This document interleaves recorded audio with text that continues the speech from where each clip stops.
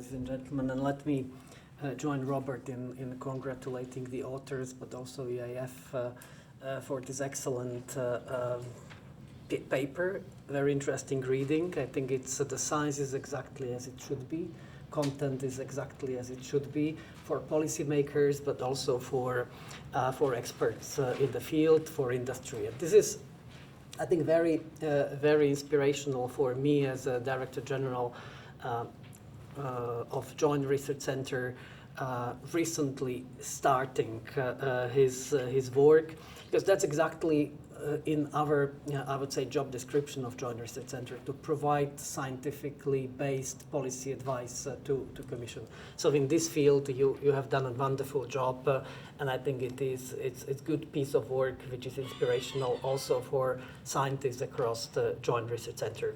As I said, this is our, I would say, daily bread to provide policy advice, and since we know that life cycle of science is completely different, much longer than life cycle of policymaking. So our daily bread is actually trying to see a little bit more forward, to predict, to foresee sometimes things which are not that easily foreseeable. So then it is once again very inspirational for us, and it is important because why it is it has added value, this kind of foresight studies. It helps us to really invent future, because we all know that we cannot predict future, but we should be inventing the future. And actually understanding present days, we are understanding the future, because if you look at science, what we are implementing right now is a knowledge which has been acquired 10 years ago, 15 years ago, sometimes even 40, 50 years ago.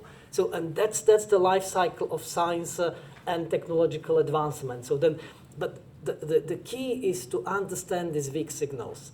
Are we able to identify these pieces of knowledge which are being produced today as important fundament for development in the future? I think this is a key, and that's not that easy and trivial issue, because we have different factors which are linked to it, and I think this is what we are trying to build up in Joint Research Center, and we will be very happy to work with the foundation in this kind of fields which we are covering, just to have, exactly as Robert said, we need to have interinstitutional basis and approach to this. That's why I was so keen to see ESPAS coming up in last year and this year with the final report, and I really think that this is the basis also for us, because it's really to understand the societal challenges. Let me focus maybe on two elements, just to pass the message which is mentioned in the report, but I would like to elaborate it a little bit more from the perspective of scientific institution, which is in the field of policy advice as a Joint Research Center. I would like to focus on access to knowledge and access to content as extremely important, I would say, driver for change. We will see, and we are seeing this, but I think that we will see fundamental paradigmatic change in a scientific field which is outside of IT. I think we are in a way revolutionizing the way how the knowledge, and this is how I understand your vision for future, this knowing society or knowledge society. It is revolutionizing how we are acquiring the knowledge. I think that science, being closed in the ivory tower of research institutions and universities, is 19th, 20th century. 21st century science is touching almost everybody.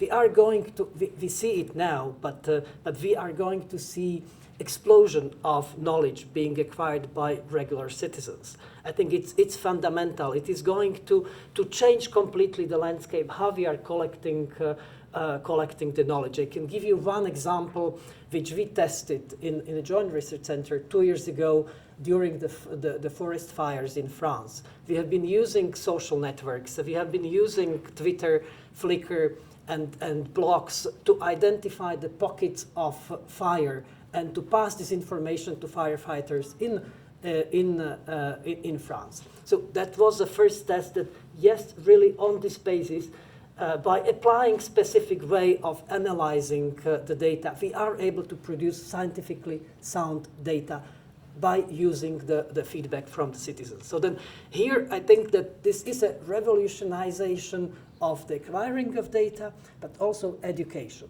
I think that that's my second message, that we really need, we are all talking about education, how it's important to change education for 21st century, but actually we are still in 19th century, in the first industrial revolution. So if we are about to meet challenges, we need to be very serious about complete change in a paradigm in education. So new skills, but also new ways of acquiring the knowledge, and that will be more and more informal, and it will be more and more linked to internet, linked to networks, etc. So it is completely different attitude.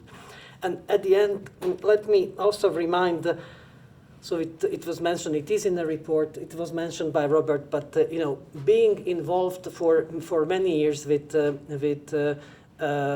the most vulnerable and totally excluded communities in different countries, let me remind this gap and this risk of exclusion, because innovation and also digitization is bringing also this challenge, and we should not underestimate this challenge, because we may get this black swan effect, which is completely turning our vision for future if we underestimate xenophobia and radicalization of society, which is linked to exclusion. So this is an important challenge for future European Parliament, future European Commission, but it's also future governments in European Union.